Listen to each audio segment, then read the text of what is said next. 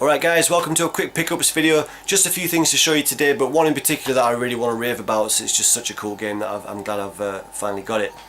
But first of all, this is a game that I picked up for somebody else, a friend across the pond, Brad, Pro B-Man 5, who's got one of my favourite channels on YouTube. He makes really interesting videos, and he's been very generous to me on occasion, sending me boxes of awesome stuff.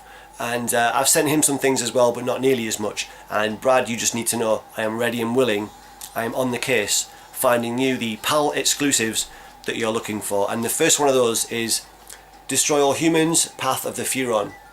Now, I played the first one on PS2 and it was really funny. It's cool to see humans as the baddies and aliens as the protagonists. It gives it license to do some really funny social commentary and taking a piss out of human behaviour, human culture. So that's a really cool aspect of it as well. Fun game as well. So Brad, there's the first one on the list, and the rest will be coming when I find them. Next we have some games for the PlayStation Vita. Now that's a system that I personally wouldn't have added to the collection. It's a system that my partner bought recently. She had a PSP back in the day, she really wanted a Vita. It's not something that I personally could have got behind or would have bought myself because it's largely digital, and I just can't get behind digital gaming. I need to have the physical games. I don't think you own digital content, you really don't.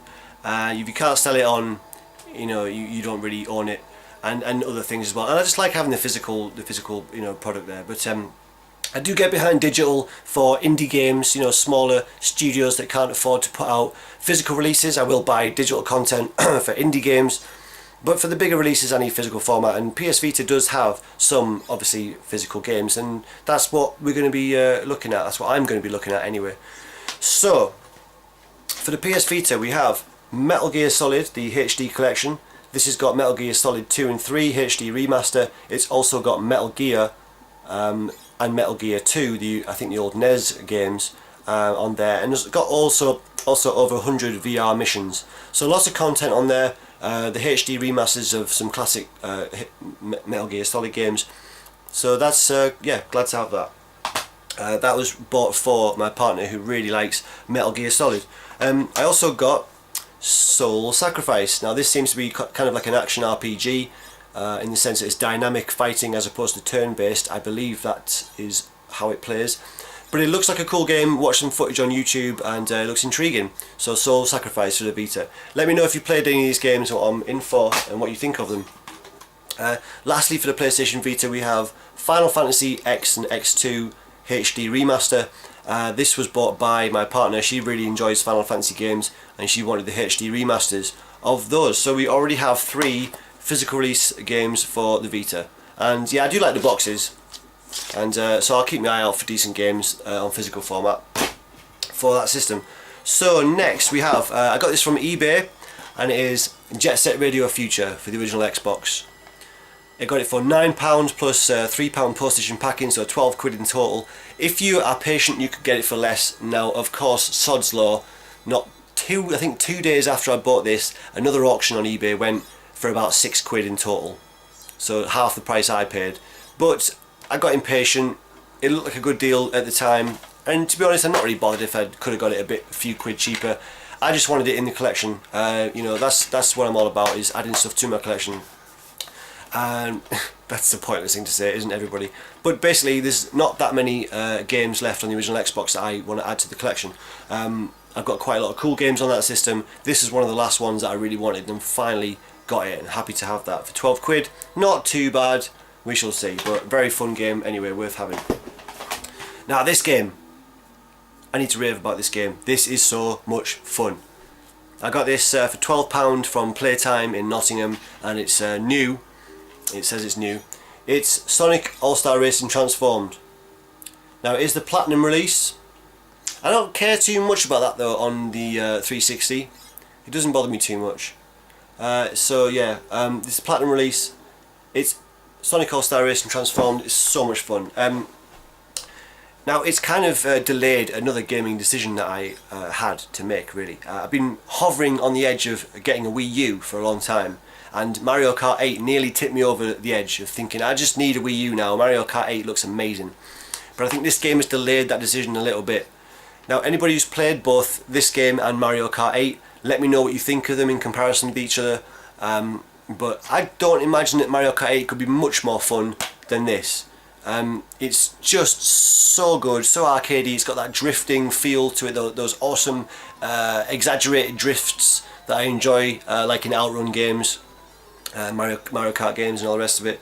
Yeah, it's just so slick, it looks gorgeous, the graphical styles of each level is so cool as well. It's nice to be going to explore beautiful versions of classic classic Sega franchises. I mean, I was definitely a Sega fanboy back in the day. I was firmly on the Sega side of the fence when I was a kid, and it's just really nice to have a game dedicated so lovingly to Sega characters, new and old. You know, each character has their own level, with their own, you know, with music, that the tunes that come from the original games, for example, and more things besides. For example, on the Jet Set Radio levels, you have commentary from the guy who on the decks. I can't remember his name. The guy with the dreads on the decks, and stuff like that. And yeah, you'll recognise tunes.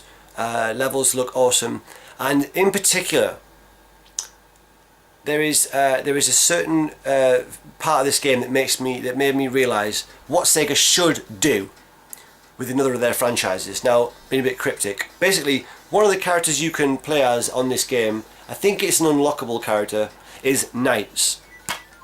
Now, the Knights character that you control is actually not Knights in his original form. It's Knights morphed into a kind of vehicle with one of those little egg guys driving him.